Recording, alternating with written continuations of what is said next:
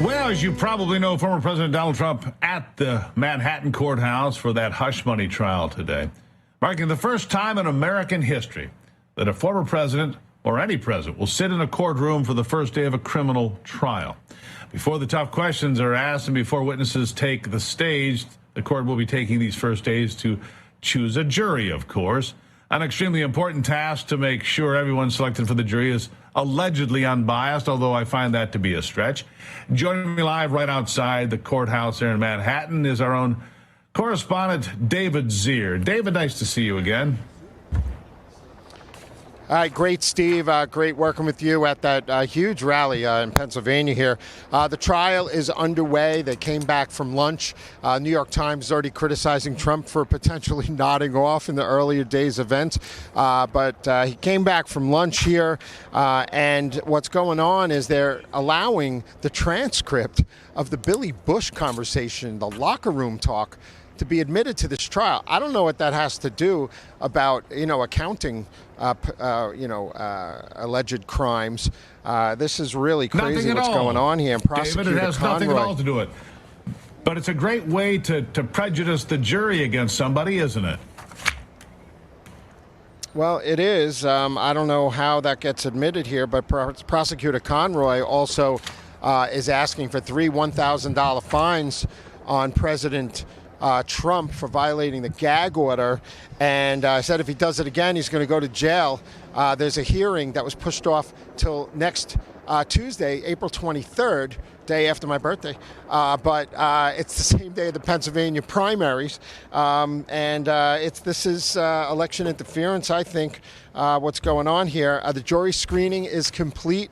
There's a pool of 500. There'll be 12 jurors, 6 alternates, and there's a lot of accusations of wordsmithing going on. Did you ever donate? Did you ever follow Trump on social media? But they can't ask him if they donated directly to Trump. Meanwhile, the judge, donated to Biden. His daughter raised like $93 million, according to Mike Davis earlier today, in her PR and fundraising efforts as a bundler for the Democrats. And the wife is posting, disparaging things about Trump on social media, and Trump asked for him to be recused. But I guess that's okay. A lot of double standards going on in Lower Manhattan here. But Trump seemed frustrated, according to reports that I've been following today in the courtroom. But we'll see where this goes. While the city had 6,500 to 7,000 felony assaults just since January 1st of this year, and 1,100 of those were just in Manhattan, and 29,000 or so felony assaults last year, which was like a 22-year high roughly for New York City. Misdemeanor assaults are up, felony assaults are up, robbery is up. 900 women have been raped in New York City in the last 15 months. 15 and a half months. Crime is rampant. They say it's going down because shootings and murders are down, but other violent crimes are up. And that's what the DA is doing here.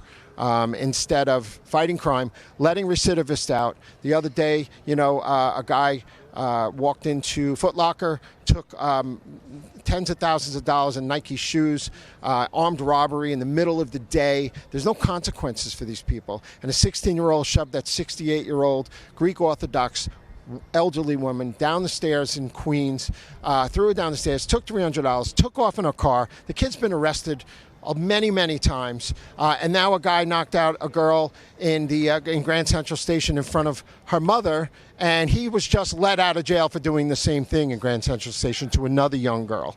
So the city's out of control, and this is what they're doing. David. I mean, totally out of control. And you know what? That list could be pages and pages long, David. You know that, and so do I. That's just skimming the surface of what's going wrong in New York, and they're going after Donald Trump for an NDA, a non-disclosure agreement, which are signed routinely every single day in America and for bigger numbers than we saw here. David, you'll be right there, posted up, keeping us up to date on the trial. Thank you for that. All right, Stephen, thank you so much. I'm here if you need me. All right. We'll get back to the news after a quick break and a message from our sponsor, Birch Gold. Financial experts thought we were in the clear. They were anticipating around 6 rate cuts by the Fed this year. You know what we've had so far? 0.